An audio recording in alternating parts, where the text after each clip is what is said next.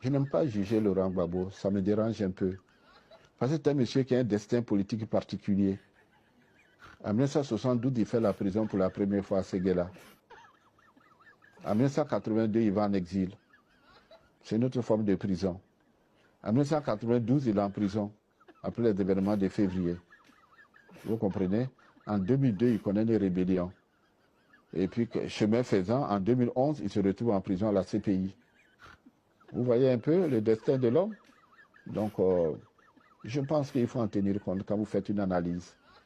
Parce que quoi qu'on dise, en sciences politiques, nous étudions le destin politique des hommes politiques. On a étudié Franklin Roosevelt, on a étudié Napoléon, on a étudié le tsar, Nicolas, etc., etc. Donc chaque homme a un destin politique.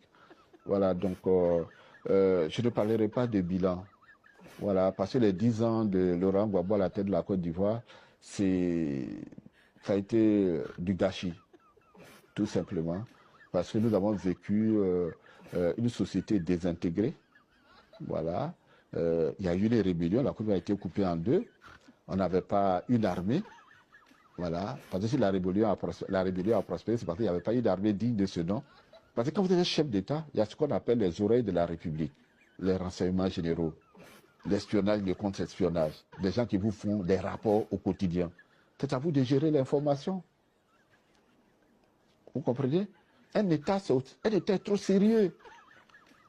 C'est un échec de Laurent Gbagbo. Il n'a pas su gérer les informations. Donc on ne peut pas accuser la France. C'était son incompétence. Voilà, c'était son incompétence. Voilà. Vous ne pouvez pas avoir une puissance nucléaire contre vous et puis dire que vous pouvez la combattre comme ça. Ça, c'est pas possible. Et mieux quand vous regardez bien pendant cette période. Mais Laurent Gbagbo a toujours voulu être l'ami des Français. Alors que là, tout le monde lui disait que c'est la France qui te fait la guerre. Mais il était convaincu d'être l'ami des Français. Après, il a renouvelé tous les contrats économiques des entreprises françaises. Il le dit dans lui-même dans son livre avec Mattei. Et pourtant, je leur ai tout donné. Donc, Laurent Gbagbo, c'était pas un homme de rupture avec la France. C'était un France-africain. Après, il finance même la campagne de Chirac. Vous comprenez? C'est ça aussi le populisme. Il finance la campagne de Chirac. C'est de l'incompétence. Moi, je mets ça carrément sur le compte de l'incompétence. Donc, je n'aime pas trop. Donc, on ne peut pas parler de bilan, de machin et tout. Non, il n'en a pas parce que, bon, il ne pouvait pas. Voilà, c'est aussi simple que ça. Sinon, les conditions dans lesquelles Gbagbo est arrivé au pouvoir, après le coup d'État de Guéhi et après ces élections, que lui-même il qualifiera de calamiteuses, franchement, la première des choses qu'il fallait faire, mais c'est d'organiser le système sécuritaire de son pays. Il n'a pas été capable de le faire.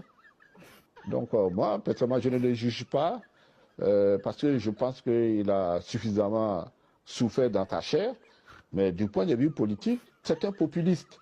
Et généralement, les populistes sont incompétents. Prenez le cas de la Guinée.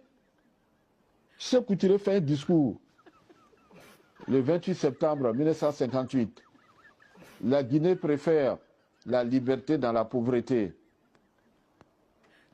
Et la liberté dans la pauvreté, depuis qu'un pauvre est libre. Mais les gens applaudissent. Ça, c'est un discours populiste. Voilà. Depuis quand?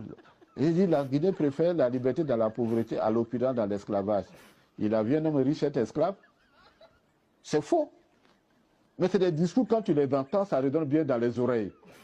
La liberté dans la pauvreté. Un pauvre n'est pas libre. Ça n'existe pas. Ni du point de vue philosophique, ni du point de vue anthropologique. Un pauvre, il est esclave. L'opulence dans l'esclavage, ça n'existe pas. On ne peut pas être opulent dans l'esclavage. Quand on est riche, on est libre. Parce qu'on peut faire ce qu'on veut. On peut se payer ce qu'on veut.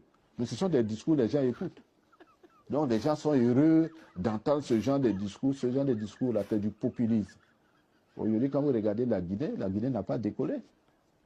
Voilà. Donc il faut que nous apprenions en Afrique à sortir des discours populistes.